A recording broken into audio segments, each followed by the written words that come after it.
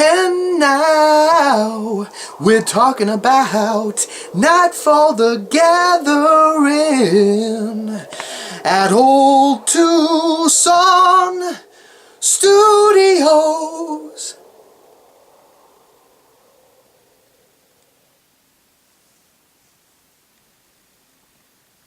I'm sorry. Where was I? Oh yeah. Nightfall the Gathering. Now I have to admit I was honestly pretty interested in the... Wait, what are you doing? No. No, don't look into its eyes. No! Stop!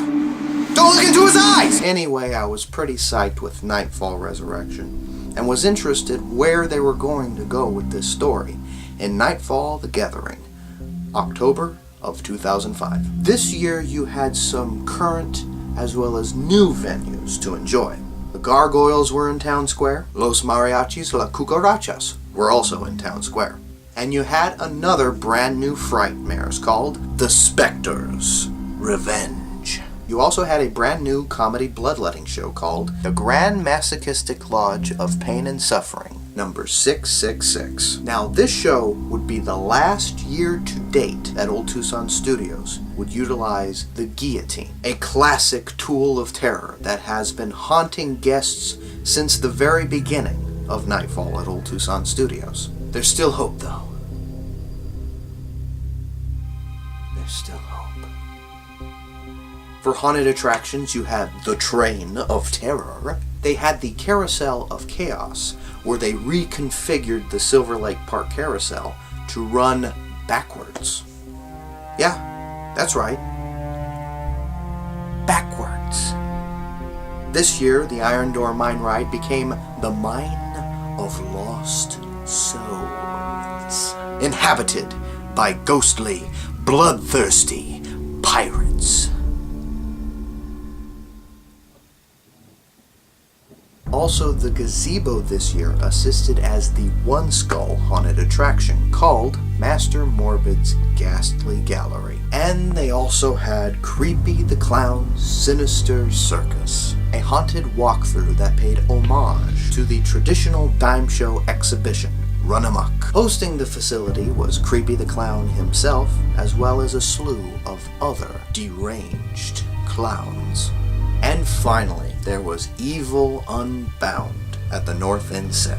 It begins with the remains of a battle between the U.S. government and the now revived Dr. Jebediah Hyde. Now, this show was a return to more of the supernatural elements that made up shows such as Nightfall 6 through 8. Two escaped convicts, one male and the other female, enter the ghost town of Nightfall in order to meet with whom they think is Professor Claiborne. But they realize that Claiborne is no more, and instead they encounter, oh my god, what the hell is that?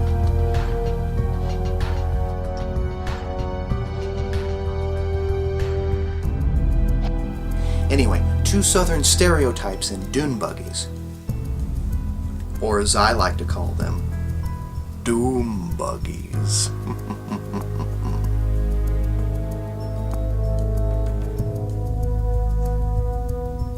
They ride into the town due to the sounds that the previous ensuing conflict had made. They run into the two convicts, as well as Dr. Jebediah Hyde, and his boomstick! A brand new conflict ensues. One of the Hicks is shot, and the other one is hanged by the neck over a building. But the male convict loses his cool and begins to try to match wits with the diabolical doctor. So in doing so, Dr. Jebediah Hyde kills the female convict, realizing that there was indeed a love interest. The convict returns the favor by firing a bazooka at Dr. Hyde, but the damn thing bounces off and blows up a tanker behind them. And then it's Hyde's turn, and he uses his boomstick to dispose of the last convict.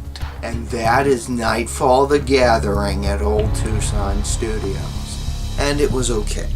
But wait, next we discuss Nightfall, Dark Asylum at Old Tucson Studios and discover what lies ahead for Dr. Jebediah Hyde and the Gouliard Asylum for the perpetually insane.